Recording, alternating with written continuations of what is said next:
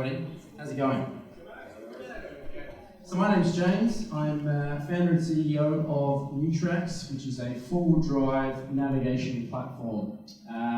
And our vision is essentially create a mobile app to make off-road exploration safer, easier and fun. I'll try and email just in case anyone wants to email me. So I'm a four-wheel driver. I've been four-wheel driving for probably about 6 or 7 years now. And I love it. Love tackling difficult tracks, love the adrenaline, love the, kind of almost getting to danger but not too much. Love, resting up at the end of the day and creating a campfire, sitting around with mates, looking up at the stars. I love everything about it. Almost everything. There is one thing which really annoys me and has annoyed me for a long time, and that is it's really difficult to find information to help me plan four-wheel drive trips that I can rely on to be current, up-to-date, comprehensive, and this makes it really difficult for me to plan trips to new places, knowing where I can go with the car that I have. And so that's the problem that we're trying to solve. There's a lack of information, first off. The information tends to be subjective. It's always some guy that said, yep, that's easy, that's hard, you'll be fine, you'll be right. And you get there and it's just not. And it's often outdated. It could be 2 years old, it could be 5 years old. So I set out to solve this problem. And it was a big challenge. It's been kind of 3 years in the making now, and we released our first version of this app in October last year, so only a few months ago. But the solution is a crowdsourced automated trail conditions database delivered by a mobile app, obviously. And because it's automated and crowdsourced, we can get greater coverage, so we can collect information on lots and lots of tracks.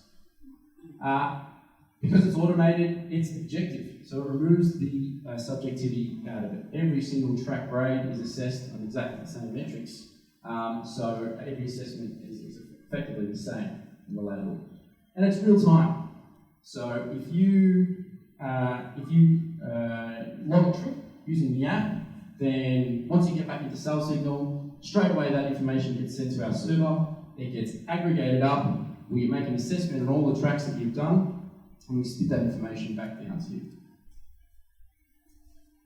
So this is live now. You can find it on the App Store. You can't find it on Google Play Store. Who has an Android here? Yeah, really sorry. We are making that. That's currently in the process of being built. That's my number one question that I answer on a daily basis. It is definitely coming. I made a lot of enemies when I did that, so I apologise. This is a little bit how it works. With a laser. So we collect GPS data by collecting trip logs, which you guys will record.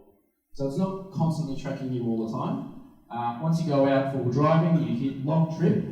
You create a trip log just like you'd be creating a trip log on any other app, whether it be HEMA or otherwise.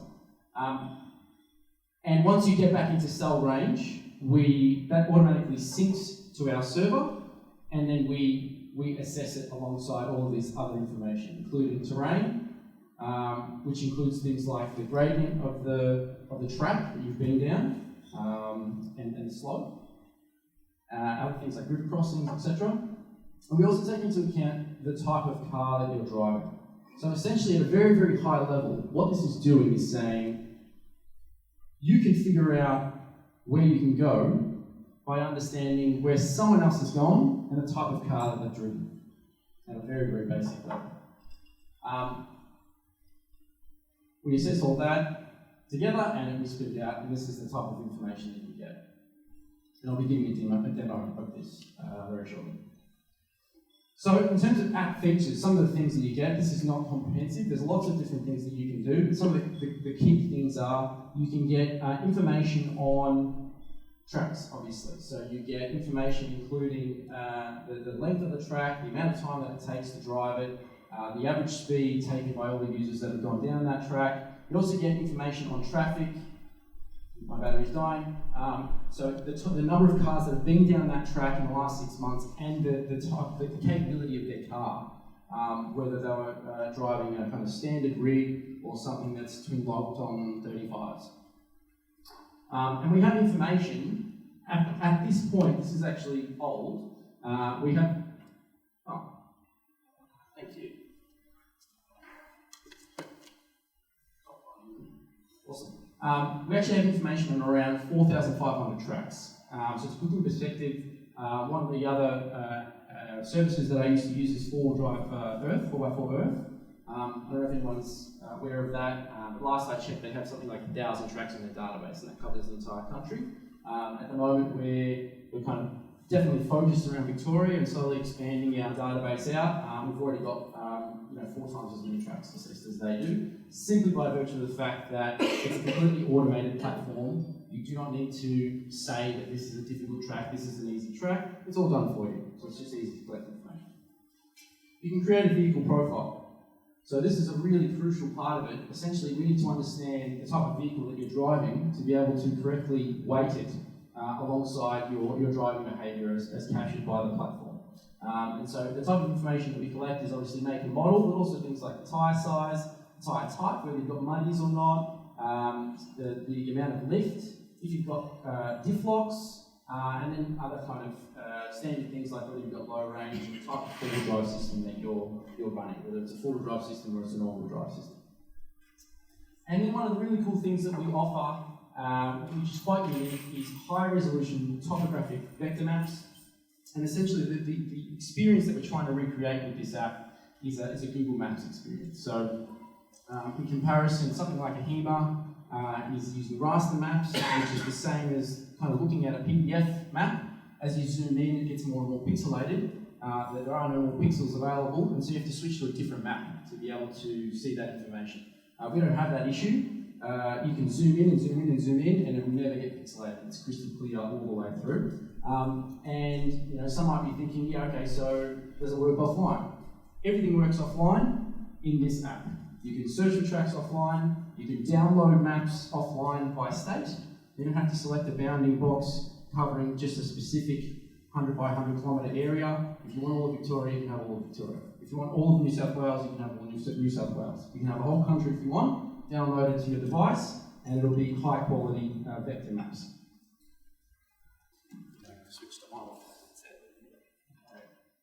So this is just a bit of information about the traction to date. Like I said, we've only been live as of October. I think within our first week, we got to number 3 on the App Store navigation chart, just below Google Maps and Waze, which is owned by Google, which is a phenomenal achievement. So that's telling you that this is something that a lot of people want. We've got about 5,000 users. We've had about 200,000 kilometres of trip logs collected in that short period of time. That's the updated number there, 4,900 tracks assessed. And like I said, number 3 on the App Store charts. This is just patting myself on the back here. This is just some of the testimonials that we've had through. So, in general, overwhelmingly, the feedback has been positive from the community, which has been great. Because we try as much as we possibly can to build this in conjunction with feedback from the community, making sure that we're building something that people actually need and want to solve their problems. Use your maps every weekend. Best app I've ever downloaded. I don't know if that's a bit of an exaggeration, but anyway, there's a lot of happy customers there.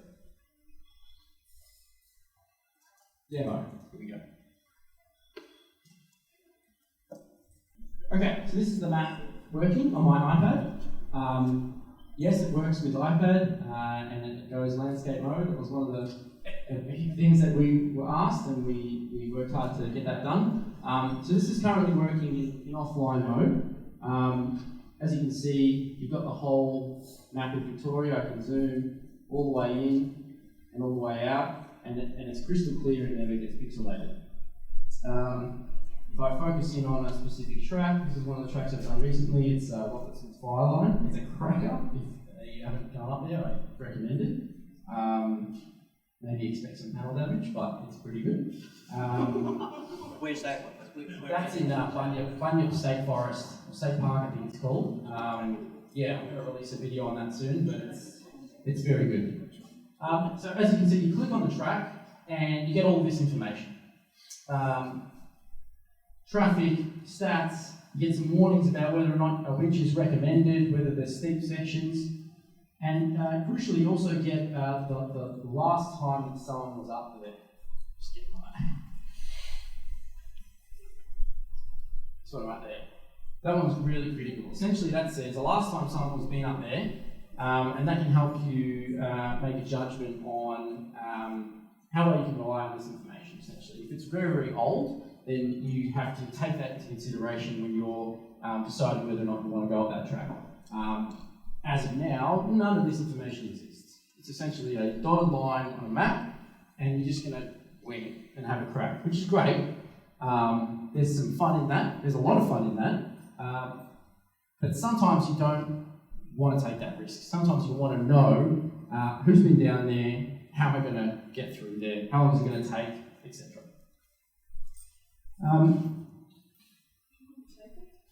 Okay. Sorry, floor's comfy.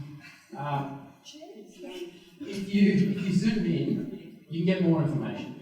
So this map is essentially saying, based on the automated assessment by the platform, this is an obstacle here, denoted by the yellow exclamation mark. It doesn't know what type of obstacle it is. In future, we want to be able to collect that information and be able to say, all right, if you're in that area, you can click on that and you can say this is a bog hole or a steep section or it's right over something like that. For now, it doesn't do that. It's just in an automated way. It says there's something there. You should be wary of that. All right, people have struggled through this bit. You can also see there's these lines across the track. Can we all see that? That signifies that that's a relatively steep section of track. And that has been done on all tracks across the entire country. You'll be able to see that information. So you can see it.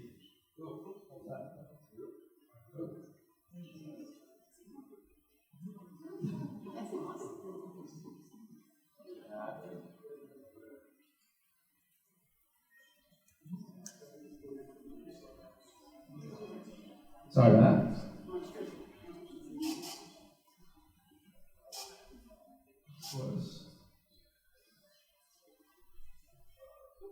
Alright, we're back.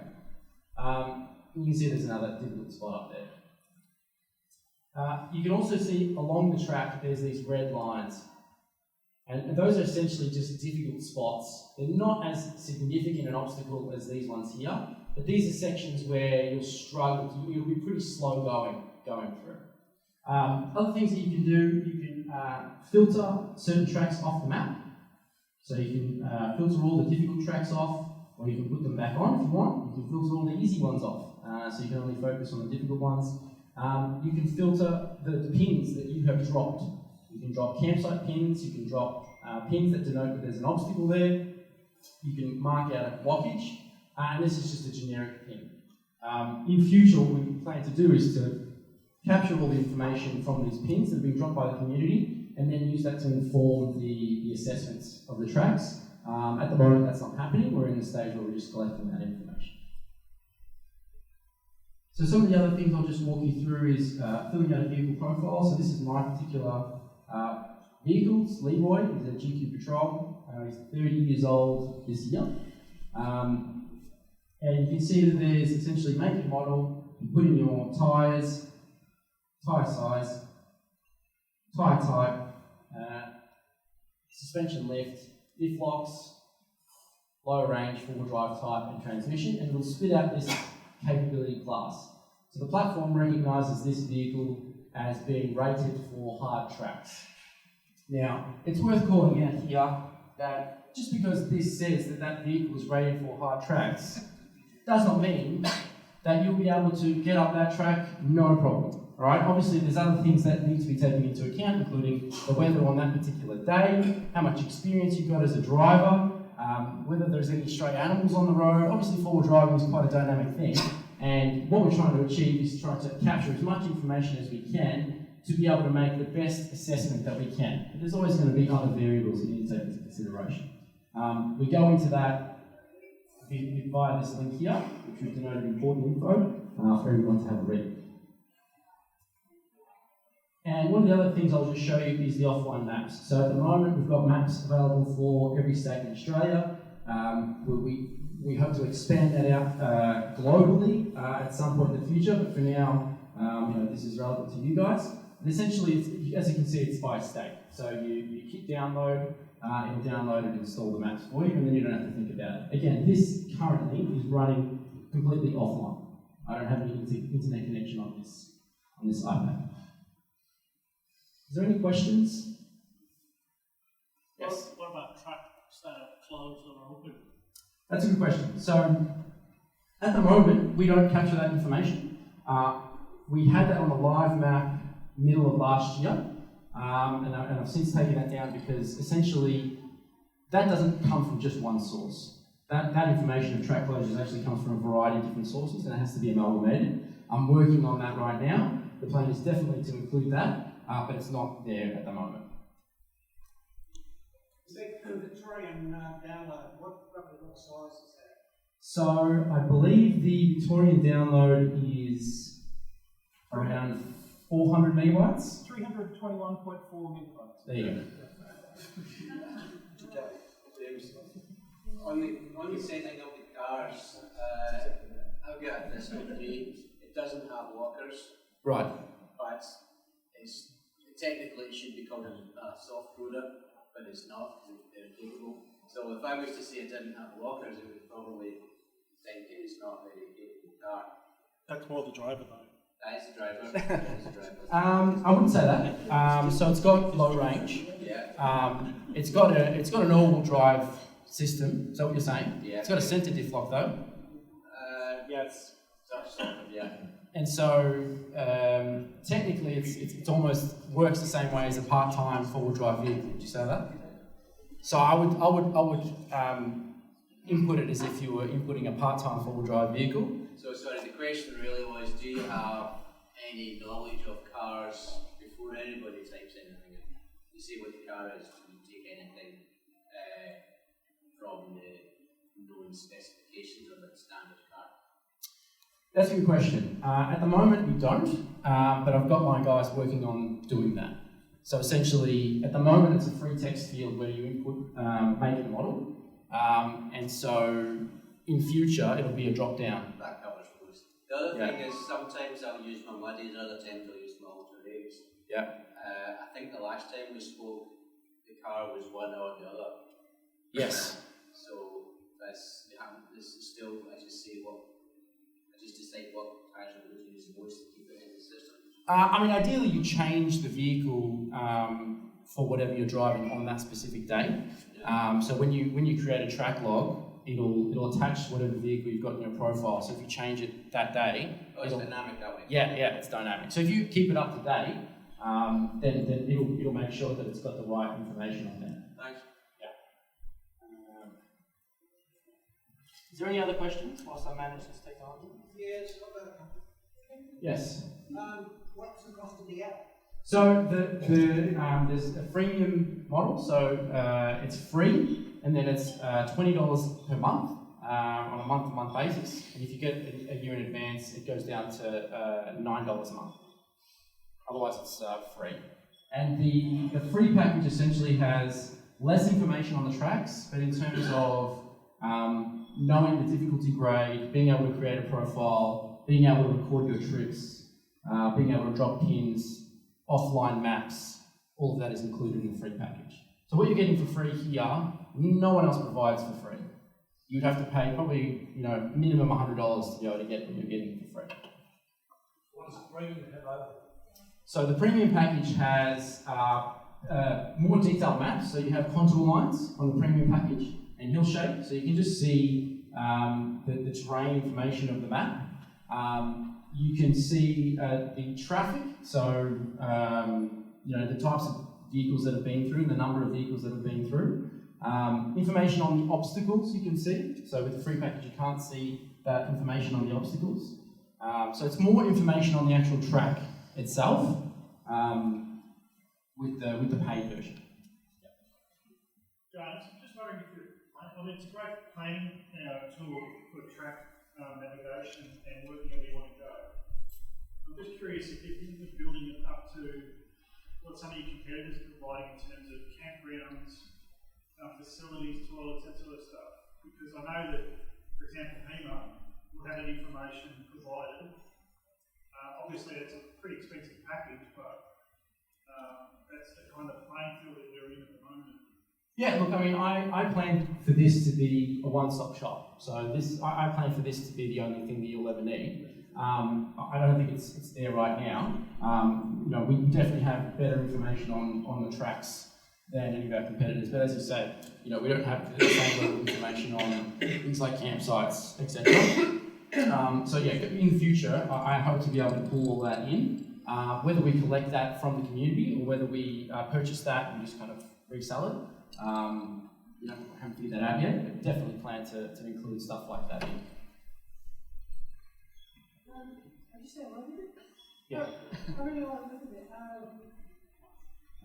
One comment I would make, partly just because I wanted to be, as good as it can be, is the Newtracs are very similar sort of qualification rights. Yes, that's a good question. Yeah, that's a good point. And so I don't know. So the colour balance or something. Yeah, the comment was that this green colour is too similar to this green colour, which I agree. And that's something that I'm going to be changing in the future. It's on my list. But a lot of that is really interesting, and I assume it will build up more as more people join it. Yeah, absolutely. Except it doesn't work on dark mode. Since we got some pretty Yes. That was another comment. So we released this app, I think a few weeks before the latest iOS release update. And then with that update, there was the addition of the dark mode version of iOS. And this is not compatible with that just yet, so we have to make that modification. That's a good point. Any other questions? James, how do you filter out rogue information when you're crowdsourcing? What do you mean by that? I mean, people who don't want you going along a track, so they tell you it's incredibly difficult to go along that track. And all their mates tell you it's difficult to go along that track, and crowdsourcing information will distort your information about that track. That will bring more people into the track. Yeah. Yeah, so I think the question is, how do you stop people just saying this is difficult when it isn't? Or that it's easy when it isn't. Yeah. How do you filter in your crowdsourcing? So at the moment, the user doesn't input whether or not a track is difficult or not. That is actually calculated automatically based on their performance up that track and correlated with the car that they're driving. And then that's aggregated across all the other people that have gone up that track. So there is no way that you can say this is difficult or easy because there's not that functionality right now. Going forward, we do plan to introduce that functionality where you can say, I don't think that this track is difficult or I don't think this track is easy, but that won't be done in a way where it'll change automatically. We'll have to review that. Does that answer your question?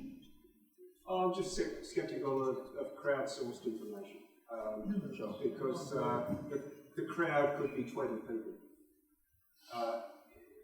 especially in a new app.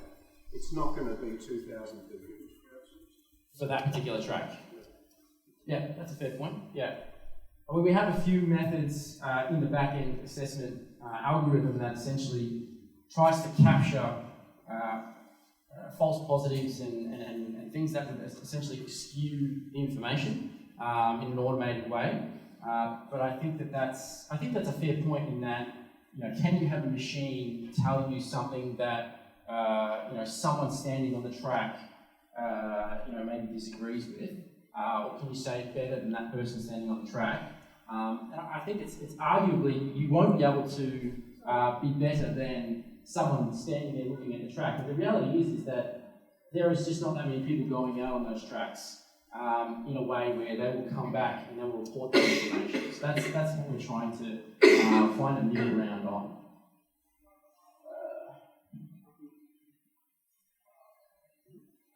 Is there any other questions? Is your data anonymous to the other users? Yes, it is. So you're not able to see other data from other users. Sorry, I'm just going to try and do something here with this running. Apologies. Yeah. You can't see where John Smith has gone, if that's the question. You can only see that 6 cars have gone down there. You can see that all 6 of them have been very, very capable four-wheel drives or not. But you're not able to tell who it is. Yes. So what happens if you stop on the track? Is that logged as being a more difficult track? Or should you stop just for a break, as an example? Is that logged as a more difficult track because you're there for longer? Or? That's a good question. No. So we've essentially built into the way that assessments work certain patterns that the algorithm has to see. If it sees that you've just stopped on the track to kind of go to a toilet or have a break or have lunch or something, it'll just filter that out. So you have to be visibly struggling over an obstacle for a significant period of time for it to register as an obstacle. Yeah. Yes. So James, one of the features that certainly on Newtracs that I reckon you should push is the fact that you can type into a track name and it'll pull it up pretty much anywhere, which most of the other heavers and all that are difficult to do. So if you want to go to Rocky Track in Kalagi, you can type it up and it brings it up exactly where it is.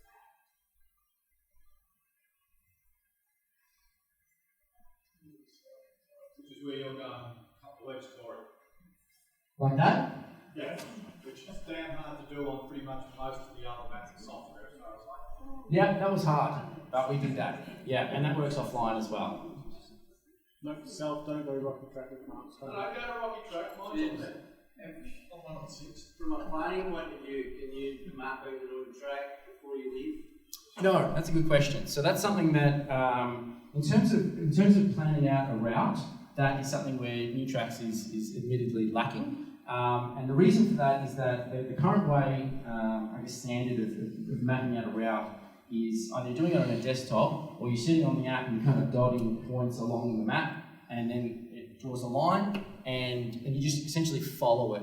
I don't like the way that works. I'd rather it be essentially kind of like a Google Maps where you say, I want to go from here to here, and it'll map the route for you. And our plan is to essentially allow that to take into account the type of car that you're driving and the route that it creates to make sure that you're either going the easier way or the harder way, depending on what you choose. Yeah, but sometimes we go around in circles and figure the next and end up back in the same place. Well, yeah, you can also, essentially with Google at the moment, you can drag your route to whatever you want it to be. But that's the experience that I'm trying to go for. So yeah, we haven't implemented that just yet. To be able to implement what I want offline as well is relatively difficult. So that's in the works. Yeah. But with that, okay, when I used that back in October and went out to the Langy, before we went, we actually used your app to find the hard and the very hard tracks by colour coding. Yeah. And then looked at where they were, so that we could actually go and do some of the more interesting tracks. Yeah. Which with the heaters and all that, you can see the track, but you've got no idea whether it was difficult, easy, or whatever. Yeah, exactly. That's how I use it. I in the same way. Pencil and put it on that, couldn't you? Or easy. I wanted stuff that's going to get your listen by mark. Any other questions? Last one. Sorry. You're next. Does your difficulty rating factor in the weather on the day or the season? Not yet. We're doing that now. So essentially, this is based on an amalgamation of the last time someone's been there, but then also taking into account everyone else that's been up there. So it's weighted according to time. If someone has struggled recently up that track and someone went up maybe 6 months ago and they didn't struggle, then the assessment will be weighted more towards the person that struggled because it was a more recent grade. Going forward, what we're working on now is pulling in data from BOM, Bureau of Meteorology, to be able to then overlay things like weather to say, okay, if you struggled up that track and it was wet that day, then we'll take that into consideration. But at the moment, it doesn't do that. How do you differentiate? I was curious about it. Can you show us quantum stream? Sorry? Can you show us quantum stream? Quantum? Haunted stream.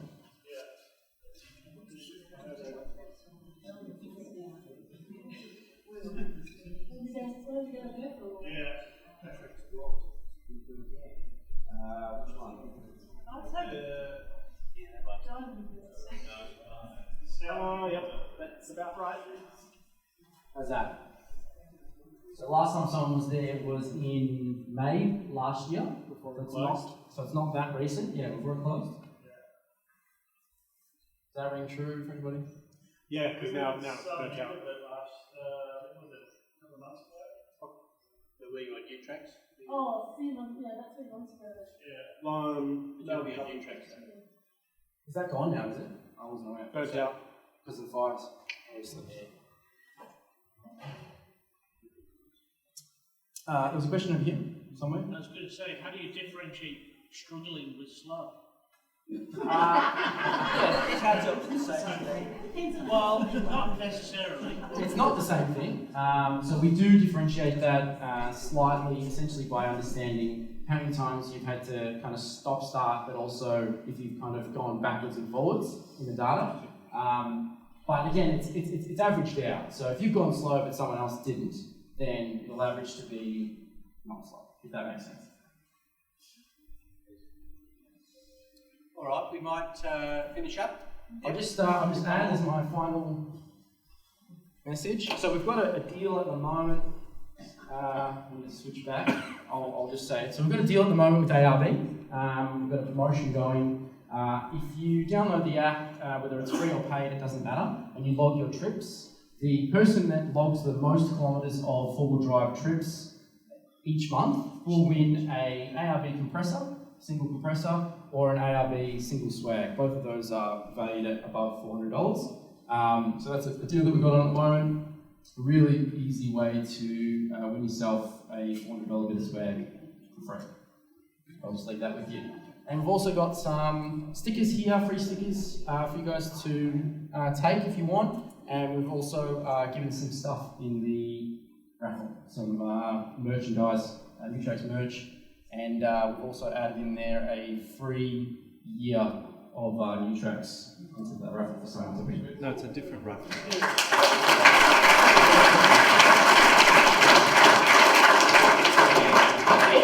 Actual 3 years of trips we'll do separately to the raffle.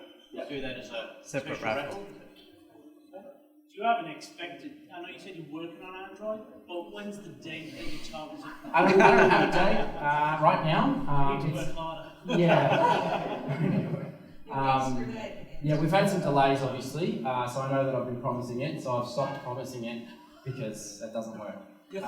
So we're working on it, we're working as quickly as we can. I expect it to be at least a month, maybe more, but it's not going to take another year, put it that way. Get a bit of fun. I have got a better phone, that's why I'm late. Anyway, thanks guys, cheers.